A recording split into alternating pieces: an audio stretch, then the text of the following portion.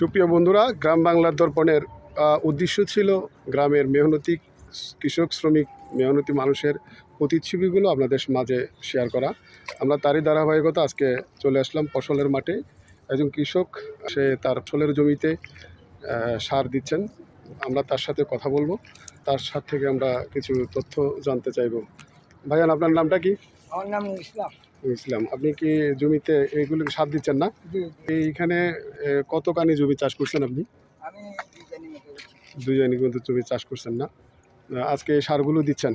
তো এরপরে কি করবেন? এটাতে এরপরে সার দেওয়ার পরে কি প্রক্রিয়া? দেওয়ার পরে আপনার দিয়ে ওই ওষুধ দেবো। আচ্ছা, দিব। ওষুধ দিবেন না? হ্যাঁ। সার কতটুকু দিলেন এখন? 10 কেজি ধানের ওষুধ আছে। ধানের ওষুধ আরো বড় হবে, কালো হবে। হ্যাঁ, কালো হবে, মোড়ো হবে। গ্রাম বাংলার দর্পণের দর্শকদেরকে জ্ঞাতার্থে জানাচ্ছি যে কৃষকের যেভাবে প্রতিদিন পরিশ্রম করে মাঠে, সেই পরিশ্রমের দৃশ্যটা আপনাদেরকে দেখাচ্ছি। তারা কিভাবে জমি থেকে ধান উৎপাদন করে, ধান উৎপাদন করার যে প্রক্রিয়াগুলো, সেগুলো আমরা আপনাদের সাথে প্রতিনিয়ত শেয়ার করছি।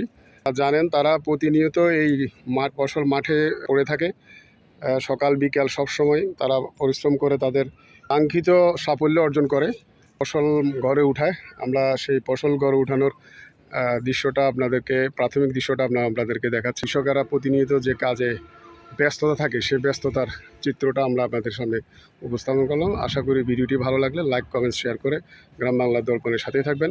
ধন্যবাদ সকলকে।